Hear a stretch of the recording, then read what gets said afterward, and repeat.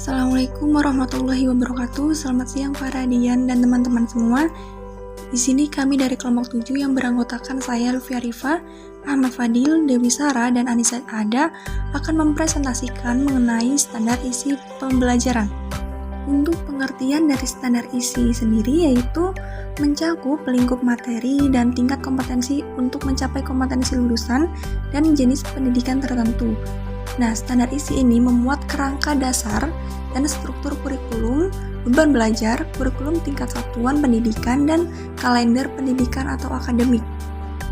Kemudian, standar isi ini dikembangkan untuk menentukan kriteria lingkup dan tingkat kompetensi yang sesuai dengan kompetensi lulusan yang dirumuskan pada standar kompetensi lulusan, yakni sikap, pengetahuan, dan keterampilan.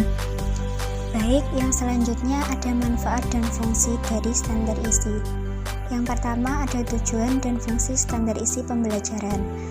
Standar isi bertujuan untuk meningkatkan kualitas pendidikan melalui pengembangan potensi peserta didik yang sejalan dengan perkembangan ilmu pengetahuan, kemajuan teknologi, seni, dan budaya, sehingga diharapkan bisa mencapai tujuan pendidikan nasional. Standar isi berfungsi sebagai acuan guru saat memberikan materi dalam kegiatan pembelajaran. Dengan demikian, materi yang diberikan pada peserta didik selalu berorientasi pada standar kompetensi lulusan. Yang kedua, ada manfaat standar isi pembelajaran.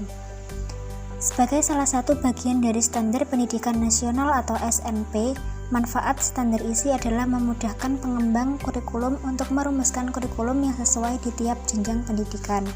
Selanjutnya, Peraturan Menteri Pendidikan dan Kebudayaan Republik Indonesia Nomor 37 Tahun 2018 tentang perubahan atas Peraturan Menteri Pendidikan dan Kebudayaan Nomor 24 Tahun 2016 tentang kompetensi inti dan kompetensi dasar pembelajaran pada kurikulum 2013 pada pendidikan dasar dan pendidikan menengah. Pasal 1 Peraturan Menteri Pendidikan dan Kebudayaan Nomor 24 Tahun 2016 tentang kompetensi inti dan kompetensi dasar pelajaran pada kurikulum 2013 pada pendidikan dasar dan pendidikan menengah. Berita Negara Republik Indonesia tahun 2016 Nomor 971 diubah sebagai berikut. Yang pertama, di antara pasal 2 dan pasal 3 disebutkan satu pasal yaitu pasal 2A sebagai berikut.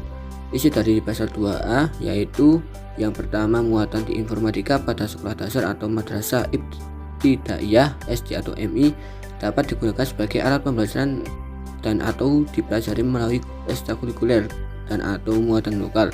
Yang kedua, mata pembelajaran informasi pada sekolah menengah pertama atau madrasah sanawiyah SMP atau MTS dan sekolah menengah atas atau madrasah aliyah atau SMA atau MA dimuat dalam kompetensi dasar yang digunakan sebagai acuan pembelajaran. Terus yang ketiga, kompetensi inti dan kompetensi dasar pembelajaran pada kurikulum 2013 pada pendidikan dasar dan pendidikan menengah sebagaimana tercantum dalam Peraturan Menteri Pendidikan dan Kebudayaan Nomor 24 Tahun 2016 tentang kompetensi inti dan kompetensi dasar pelajaran pada kurikulum 2013 pada pendidikan dasar dan pendidikan menengah diubah dengan menambah kompetensi inti dan kompetensi dasar informatika SMP atau MTS pada nomor urut 60 dan kompetensi inti dan kompetensi dasar informatika SMA atau MA pada nomor urut 61 sehingga menjadi sebagaimana tercantum dalam lampiran yang merupakan bagian tidak terpisah dengan peraturan menteri ini.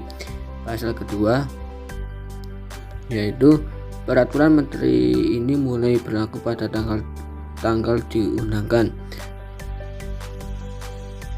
Dan agar setiap orang mengetahuinya, pemerintah akan pengundangan peraturan menteri ini dengan penempatan dalam Berita Negara Republik Indonesia. Selanjutnya, di sini ada jurnal yang berjudul Problematika Pelaksanaan Kurikulum 2013 pada Proses Pembelajaran Biologi kelas 7 SMP di Kecamatan Rambah Hilir. Adapun permasalahannya yaitu sebagai berikut. Yang pertama, kurangnya pemahaman guru terhadap kurikulum 2013 sehingga masih adanya guru yang tidak mengikuti pelatihan kurikulum 2013. Yang kedua, guru dalam memahami cara mengalokasikan waktu dalam menyusun RPP. Yang ketiga, saran dan prasarana pendukung pembelajaran, baik ketersediaan buku maupun media pembelajaran yang belum memadai.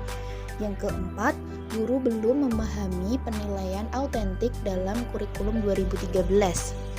Kemudian selanjutnya di sini ada jurnal yang berjudul Pemahaman Guru Terhadap Standar Isi Sekolah Lanjutan Tingkat Pertama Kota Bandung. Adapun permasalahannya yaitu sebagai berikut. Yang pertama, guru mengalami kelemahan dalam mengembangkan perangkat pembelajaran.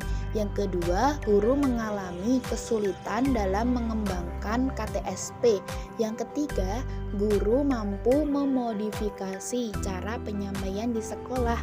Yang keempat, guru yang mengajar tidak sesuai jurusan. Yang kelima, kurangnya buku paket. Yang keenam, konsentrasi siswa rendah. Kemudian, ini daftar pustaka yang kelompok kami gunakan. Terima kasih. Wassalamualaikum warahmatullahi wabarakatuh.